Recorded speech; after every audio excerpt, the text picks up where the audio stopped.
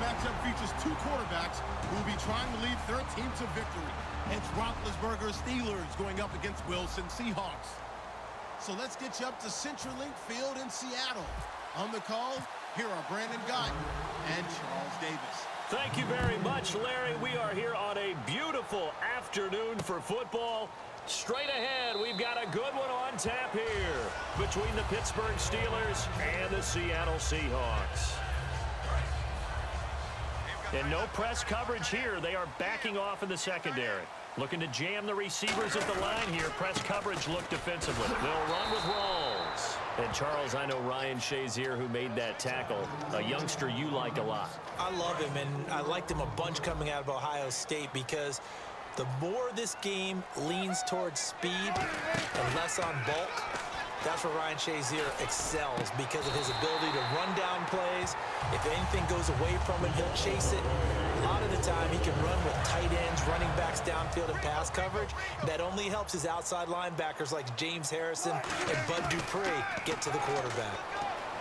They go play action here on first down. And he's got his tight end. This is Luke Wilson. And all the way in, touchdown Seattle. Luke Wilson, 54 yards. And the Seahawks have taken a first quarter lead. Just how they wanted to start this one, in the end zone on their first possession. And that just happened. How about that play right there? As you said, opening possession, setting the tone for everything. And I'm going to look forward a little bit now because everyone should be celebrating his catch in the end zone. The tight end gets a little bit of love. But if you're a receiver on the team, you should be thinking to yourself, boy, oh boy, things are going to open up the rest of the game if they have to focus on him as well.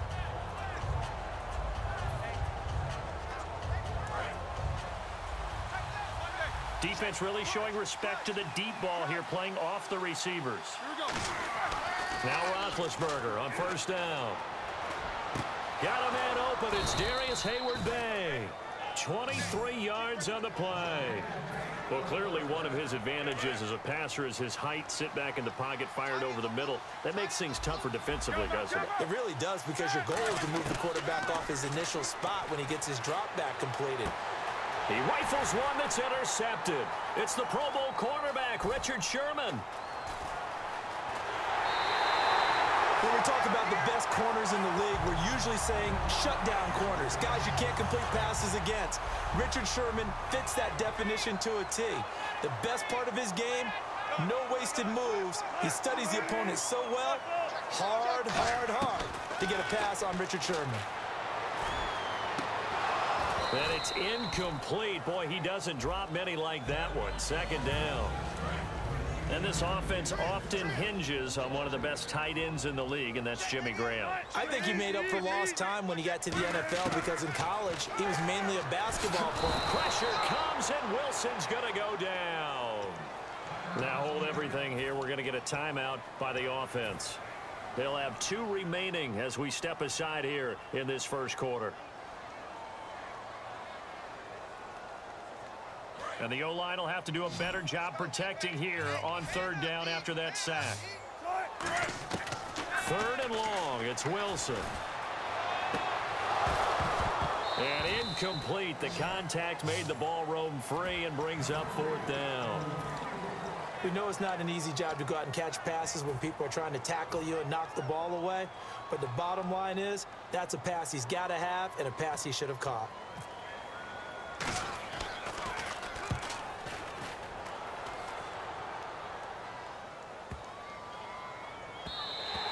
And that one hits a little too close to the goal line, and it continues into the end zone for a touchback. The Steelers offense now, they head back onto the field. And following the interception, we'll see what they can put together on this drive. I hear my old college coach right now. He always used to tell us before every game, the team making the fewest mistakes will win. What they're hoping is that last mistake is their only one of the game. Coaches, that's all they talk about, turnovers, right? Minimizing those and maximizing opportunities. Now Roethlisberger to throw on second down.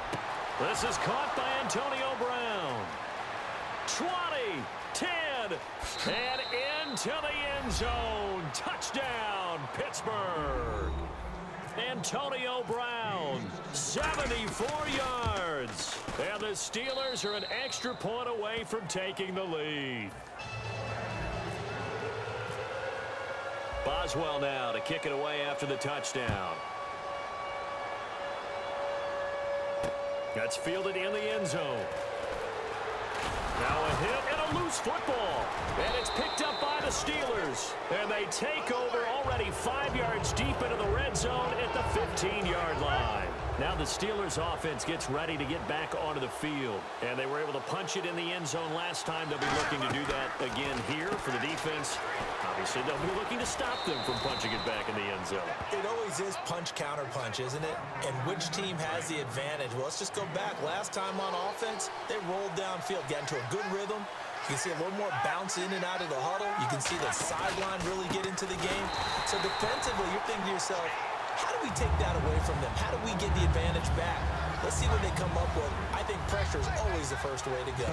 You love pressure. I love it. We'll see if they dial it up this drive.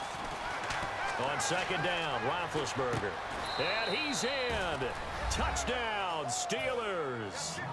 Ladarius Green from 6 yards away. And the Steelers find a way to stretch their lead.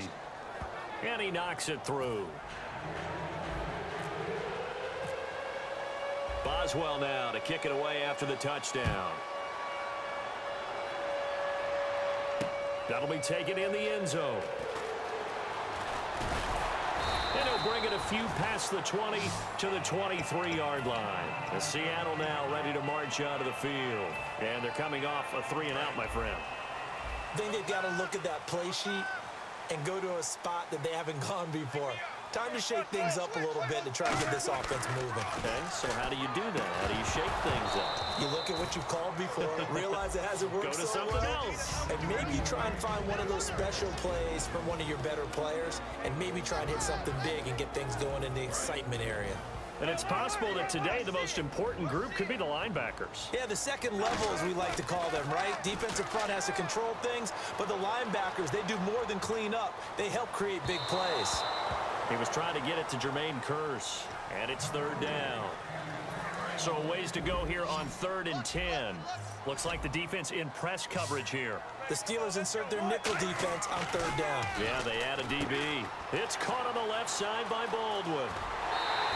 The gain of 19 and picking up the first. I don't care how many times you tell the story, it never loses its luster for me. Doug Baldwin, undrafted out of Stanford, and plays like a #1 receiver should in the NFL. I don't care. And no escaping this time as he'll go down. They got him for a sack. Bud Dupree in there to get him for a loss of 5. On second down, Wilson. Wilson hit. It's loose. It's out, fumble. And it's picked up by the Steelers. And this one will be brought back to the 22. And Pittsburgh getting set to take the field. And they will simply, Charles, be looking to duplicate what they did last drive when they were able to push it in for 6. And they hope it'll be that easy, right? To be able to take exactly what happened before, replicate it. They have to make a few additional changes along the way because I'm sure the defense will make some adjustments, but they've got to have great confidence having scored the last time out. You know, when I see passes like that, I'm reminded of something you and I talked about yesterday. Big Ben was a wide receiver the first 3 years of high school, sitting behind the coach's son. And then he finally got that opportunity. I think he's made the most of it. It's always the coach's son, isn't it? But you know where it helps him? When he looks downfield, he knows what the receivers are going to do. He actually has wide receivers' eyes when he's throwing the ball. Back with Charles Davis, Brandon Gaudin. It's Steeler football to begin quarter number 2, and they'll come up looking to keep this drive moving.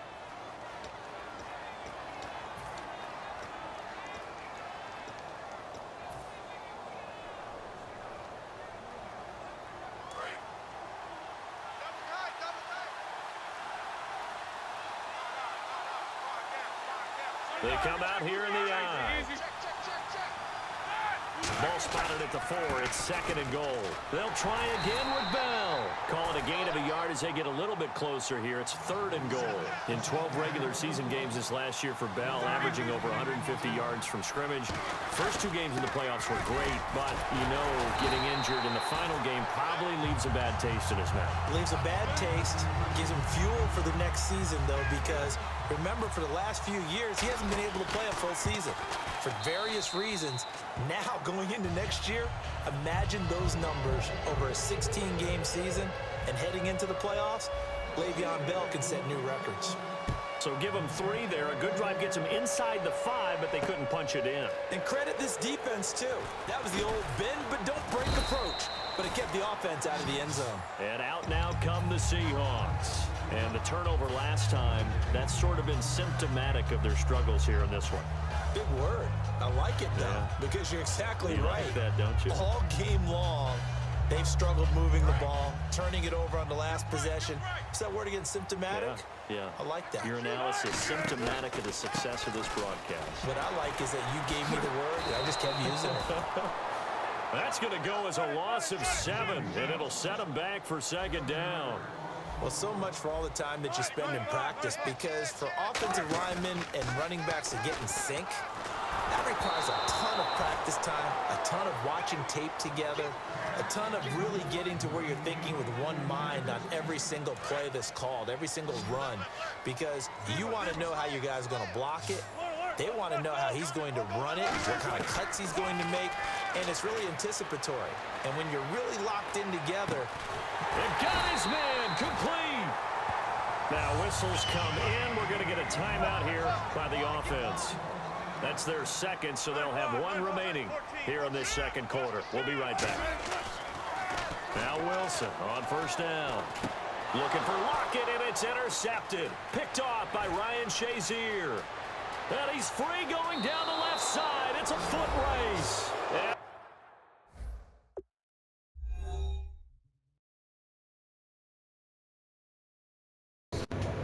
Nigga, that defense sick, nigga. Quit.